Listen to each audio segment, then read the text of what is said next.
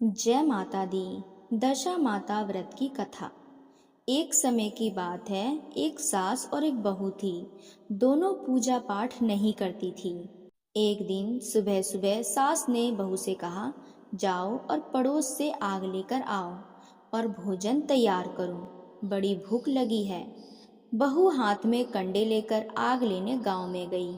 उस दिन गांव भर में दशा माता की पूजा थी, इसीलिए किसी ने भी उसे आग नहीं दी। वह खाली हाथ ही वापस लौट आई। घर आकर सास से बोली, माताजी आज तो किसी ने भी आग नहीं दी। और सभी बोले कि सुबह सुबह आग लेने आ गई, सभी दशा माता की पूजा कर रहे हैं। तब उसकी सास ने उत्तर दिया, यह व्रत उपवास करने से कुछ नहीं होता। अभी तुम्हारे पास जो कुछ भी है मुझे खाने को दे दो।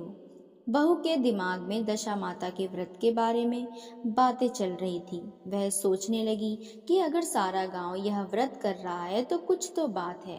शाम होने पर वह अपने पड़ोसन के पास गई और बोली, मेरी सास तो दशा माता का डोरा नहीं लेती, परंतु इस बार मैं डोरा लेना चाहती हूँ।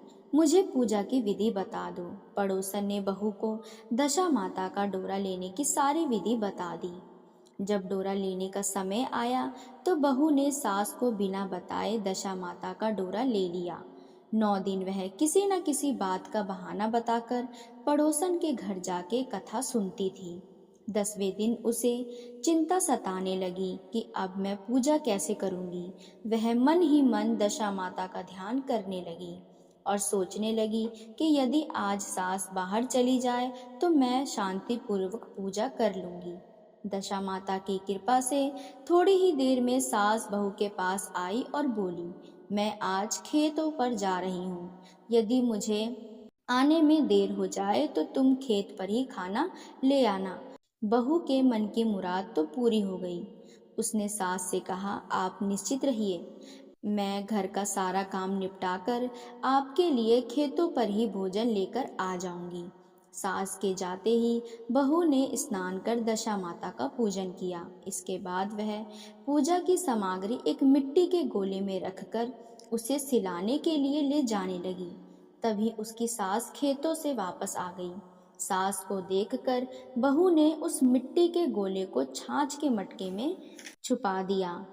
उसने सोचा कि उचित समय पर गोले को दही से नहलाकर विसर्जित कर दूंगी। सास ने आते ही बहू से कहा, तुम मुझे खाना देने क्यों नहीं आई? अब तक क्या कर रही थी? बहू ने कहा, माताजी आज मैंने सर के बाल धोए थे, उन्हें सुखाने में देर लग गई।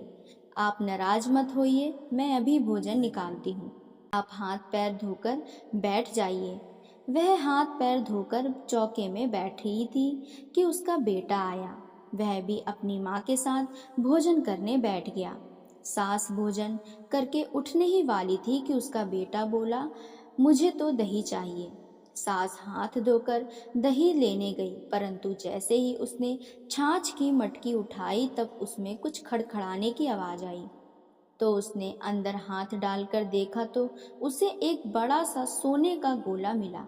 सास ने आश्चर्य से बहू से पूछा, इस मटकी में से यह सोने का गोला कहाँ से आया? इसे तुम कहाँ से चुरा कर लाई हो?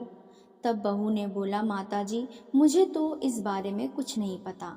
इस गोले का राज तो मेरी दशा माता ही जाने। मैंने आपको बताए बिना दशा माता का डोरा लिया था और उनकी पूजा की। आपके आ जाने के कारण मैं डोरे को विसर्जित करने नहीं जा सकी। आपके डर से मैंने इसे छाछ की मटकी में छुपा दिया था। दशा माता ने इसे सोने का बना दिया।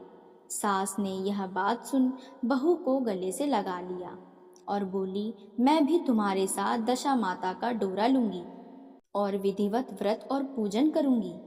हे दशा माता, यह कहानी सुनने वाले व हुंकारा भरने वाले व सुनाने वाले सब पर अपनी कृपा करना। दशा माता की जय।